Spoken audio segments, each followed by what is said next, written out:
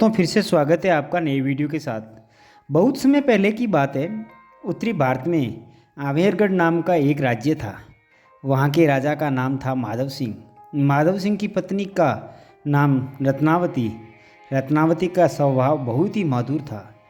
छोटा हो या बड़ा, वह सभी से सम्मानपूर्वक बात करती, सबके दुख सुख में शामिल रहती।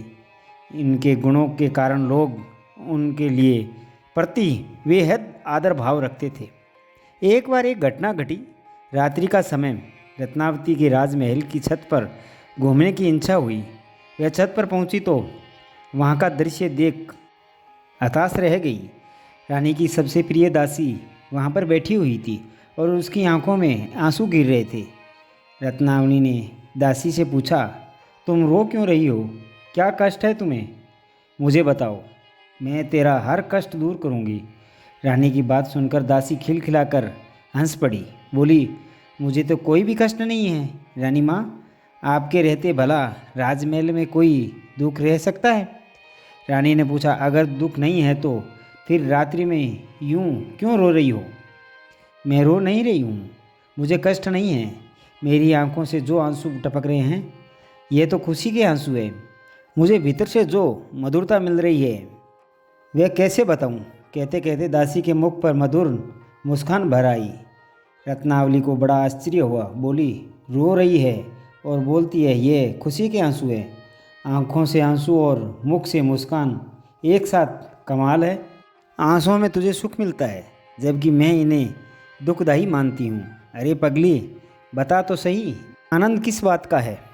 तेरे पास कोई भोग विलास की चीज़ नहीं है, विशेष खान पान नहीं है, फिर भी तेरे भीतर खुशी समाती नहीं है। क्या बात है? रानी माँ, ये आंसू दुख के नहीं, प्रभु प्रेम के हैं।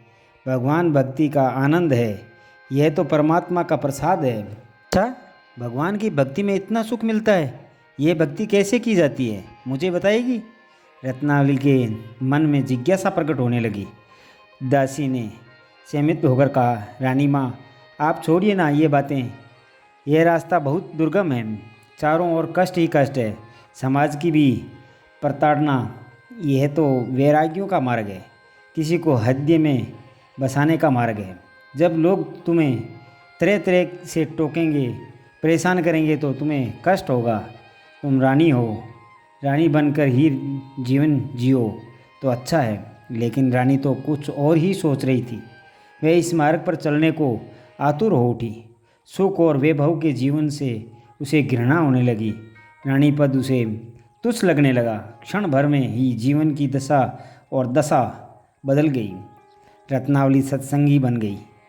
रेशमी वस्त्र भूषण उतारकर सूती और सादे वस्त्र पहन लिए।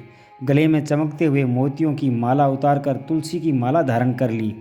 रानी का कक्ष भी बिल्कुल बदल गया। तो कल तक एक विलास भवन था, वह आज गिरधर गोपाल की लीला भवन बन गया। एक दिन आमेरगढ़ में कुछ संत महात्मा पधारे। रत्नावली के मन में संत दर्शन की इच्छा जाग उठी। उसने अपने मन की बात दासी को बताई तो उसने कहा, रानी माँ, संतों का दर्शन करना बुरा तो नहीं है, लेकिन अगर आप वहाँ जाएंगी तो लोग तरह तरह की बातें बनाएंगे। राज्य की जनता ये स्वीकार नहीं कर पाएगी कि रानी संतों से मिलने जाए। रत्नावली अपने कक्ष में आ गई और भगवान की मूर्ति के सम्मुख प्रार्थना की, हे प्रभु, मैं तो तेरी हूँ, रानी पद तो बेकार है, मुझे तो अपनी भक्ति देना। मैं रानी नहीं, बस तेरी भक्त बन जाऊँ। पश्चाताप रानी अपनी दासी के साथ संत दर्शन के लिए चल दी। वहाँ रानी के सत्संग का लाभ उठाया, हरि भक्ति पर संतों से चर्चा की। धीरे धीरे रानी के भक्ति भाव की चर्चा पूरे राज्य में फैल गई। राजा माधव सिंह उन दिनों दिल्ली में थे। वजीर ने उन्हें चिट्ठी लिखी और भेजी कि रानी को भक्ति का रंग लग गया है। राजमहल छोड़कर साधुओं के संग घंटों बैठी रहती है। वजीर का पत्र पढ़कर माधव सिंह लाल पीला हो उठा। पास में ही उसका लड़का प्रेम सिंह खड़ा था। उसने अपने पिता को समझाया, पिताजी आप क्रोध ना करें। पुत्र के गले में तुलसी की माला और माथे पर तिलक लगा देखकर माधव सिंह का गुस्सा और भड़क उठा।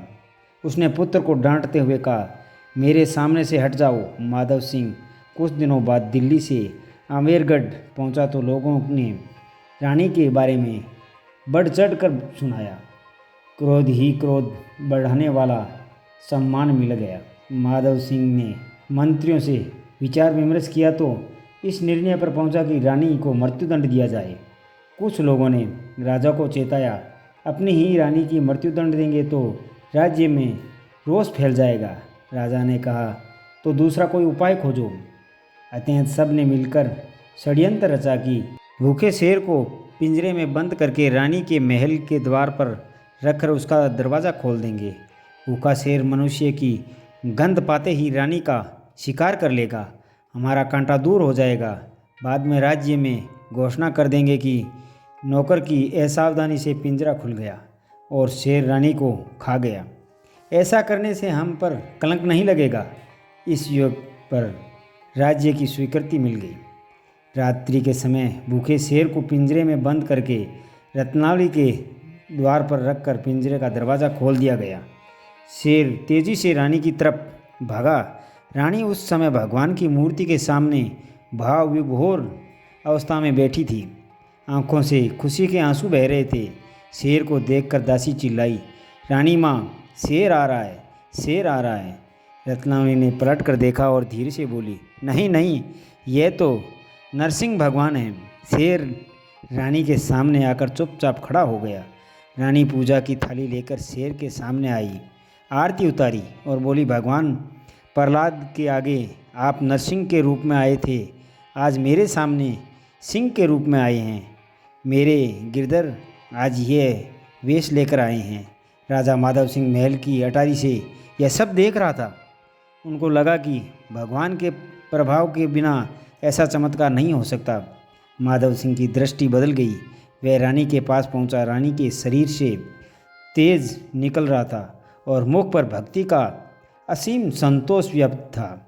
माधव सिंह ने हाथ जोड़कर कहा, मुझे क्षमा कर देवी। आवाज़ सुनकर रानी तो जैसे सोते से जागी है। राजा को बहुत देर तक एकटक निहारती रही, फिर बोली, क्षमा मैं नहीं, मेरे गिरधर गोपाल ही कर सकते हैं। आपको मैं आज आपके लिए विनती करूंगी। राजा भी रानी रत्नावली के भक्ति रंग में रंग गया। माधव सिंह ने रत्नावली की मर्जी के मुताबिक तमाम व्यवस्थाएं बदल दी। आमेरगढ़ की गिद्दी पर अपने पुत्र प्रेम सिंह को बिठा दिया। बस फिर क्या था, पूरे राज्य में भक्ति का भाव पनप उठा। अब रत्नावली माधव सिंह और प्रेम सिंह नहीं, राज्य की प्रजा भी बहुत खुश हुई थी और सब अपनी भक्ति में लग गए। भक्ति में जैसा प्रेम है वो कहीं नहीं है। तो दोस्तों, मिलते हैं अगले वीडियो में। तब तक अपना ख्याल रखना, मुस्कुराते रहना। धन्यवाद।